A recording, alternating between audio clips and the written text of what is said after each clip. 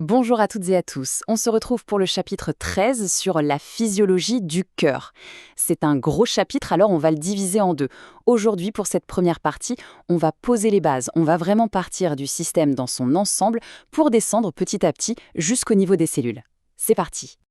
Alors, au programme aujourd'hui, on va d'abord jeter un œil au système cardiovasculaire dans sa globalité. Ensuite, on fera un petit voyage à travers les vaisseaux sanguins.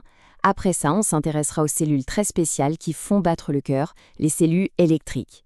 On plongera ensuite dans le vif du sujet avec le potentiel d'action rapide. Et enfin, comme d'habitude, un petit résumé et on verra ce qui nous attend pour la prochaine fois. Allez, on attaque tout de suite avec la première partie, le système cardiovasculaire, ou comment tout ça fonctionne à grande échelle. Bon, pour commencer, il faut voir le système cardiovasculaire comme un immense réseau de transport, un peu comme un réseau routier ultra performant. Et au centre de tout ça, il y a le cœur. C'est la pompe centrale, infatigable, qui fait circuler le sang en continu dans un circuit complètement fermé. Et ce sang, qu'est-ce qu'il transporte exactement? Eh bien, plein de choses vitales. Il y a bien sûr l'oxygène et les nutriments, le carburant pour nos cellules, mais pas que. Le sang transporte aussi la chaleur, ce qui aide à réguler la température du corps. Il véhicule des messages chimiques comme les hormones, et bien sûr, il joue le rôle d'éboueur en évacuant les déchets, comme le CO2 ou l'urée. C'est vraiment le service de livraison et de ramassage du corps. Ok, maintenant qu'on a vu la vue d'ensemble, intéressons-nous aux routes de ce réseau, les vaisseaux sanguins. On va voir que leur structure n'est pas laissée au hasard, elle est parfaitement pensée pour leur fonction.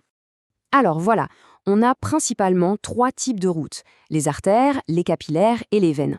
Et comme on peut le voir sur ce schéma, ils sont très différents les uns des autres, que ce soit en termes de diamètre, d'épaisseur de la paroi. Chaque type de vaisseau a vraiment une anatomie qui correspond pile à ce qu'il doit faire. Regardons de plus près la différence entre les artères et les capillaires, c'est fondamental. Les artères, leur job, c'est de transporter le sang qui sort du cœur. Du coup, la pression est énorme. Pour supporter ça, leurs parois sont épaisses, musculaires et élastiques. Le sang y circule très vite. Les capillaires, c'est tout l'inverse. Ce sont des vaisseaux minuscules où se font les échanges avec les cellules. Pour que ces échanges puissent avoir lieu, il faut 2 choses. Une paroi hyper fine, juste une seule couche de cellules, l'endothélium, et un flux sanguin très très lent. La pression y est donc très faible. Et ça, ce graphique, il est super important pour bien comprendre la dynamique du flux sanguin. Il met en relation 3 paramètres clés: la surface totale de section, la vitesse du sang et la pression tout au long du parcours dans le système vasculaire. Le principe à retenir, c'est celui-ci. La vitesse du sang est inversement proportionnelle à la surface de section totale. Qu'est-ce que ça veut dire? Imaginez une rivière qui se divise en des millions de tout petits ruisseaux. La surface totale de l'eau est devenue immense. C'est pareil avec les capillaires. Individuellement, ils sont minuscules, mais si on additionne leur surface à tous, on obtient une surface gigantesque, bien plus grande que celle de l'aorte. Et la conséquence directe de cette surface totale énorme, c'est que le sang ralentit. Mais alors, il ralentit énormément. Il passe d'une vitesse de TGV dans l'aorte à une vitesse de marche d'escargot dans les capillaires. Et c'est absolument crucial. Pourquoi? Parce que ça laisse le temps aux échanges de se faire tranquillement. L'oxygène peut diffuser vers les tissus, les nutriments aussi, et les déchets peuvent être récupérés. C'est une merveille d'ingénierie. Bon, on a vu le réseau routier, maintenant il est temps de s'intéresser au moteur qui fait avancer tout ce trafic. On va parler des cellules très particulières qui sont à l'origine du battement cardiaque. Dans le cœur, il y a en fait 2 grandes équipes de cellules. La première équipe, c'est la grande majorité, 99%, ce sont les cellules contractiles. Ce sont les muscles, les ouvriers qui fournissent la force pour pomper le sang.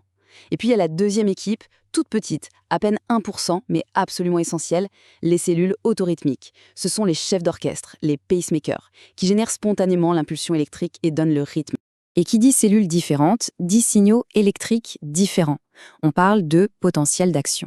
On a donc un potentiel d'action à réponse lente pour les cellules pacemaker et un potentiel d'action à réponse rapide pour les cellules contractiles.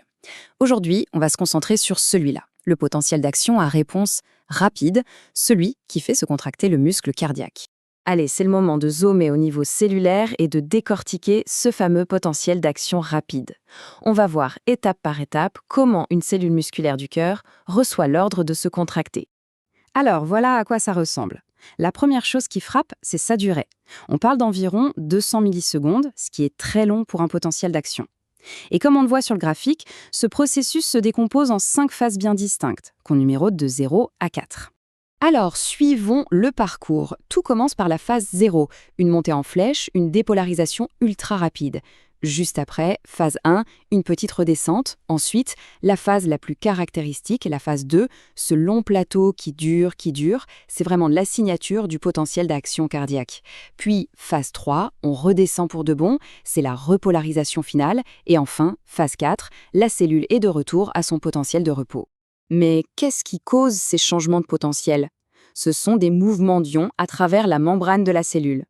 Chaque phase que l'on vient de décrire est contrôlée par l'ouverture et la fermeture de canaux bien spécifiques, des sortes de portes qui laissent passer soit le sodium, soit le potassium, soit le calcium.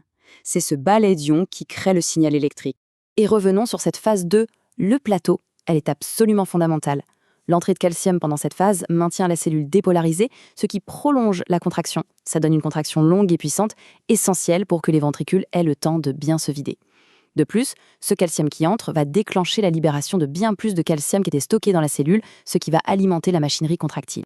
Une autre conséquence capitale de ce long plateau, c'est la période réfractaire absolue. Pendant presque toute la durée du potentiel d'action, la cellule est inexcitable, impossible de la stimuler à nouveau. C'est un mécanisme de sécurité génial.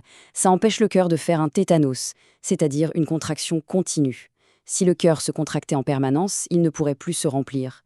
Grâce à cette période réfractaire, il est obligé de se relâcher entre chaque battement. Ce dernier graphique, il est parfait pour tout synthétiser. En haut, on retrouve notre potentiel d'action, et en bas, on voit ce qui se passe en coulisses, les changements de perméabilité de la membrane pour chaque ion. Regardez bien, la montée en flèche de la phase 0, elle correspond exactement au pic de perméabilité au sodium. Le plateau de la phase 2, ça correspond à une augmentation de la perméabilité au calcium. Tout est lié. Et la forme du potentiel d'action n'est que la conséquence de ces changements de perméabilité.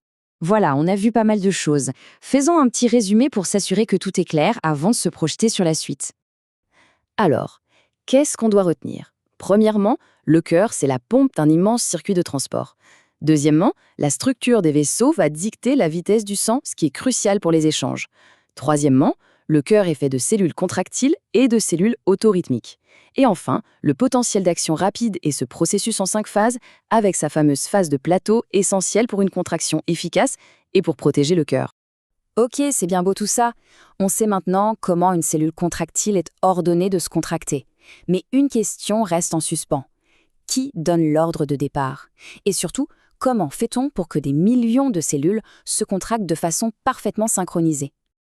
Eh bien, la réponse se trouve dans ce 1% de cellules dont on a parlé, les cellules autorhythmiques, les fameuses cellules pacemaker, et tout le système de conduction du cœur. Et c'est précisément ce qu'on explorera en détail dans la deuxième partie de ce chapitre.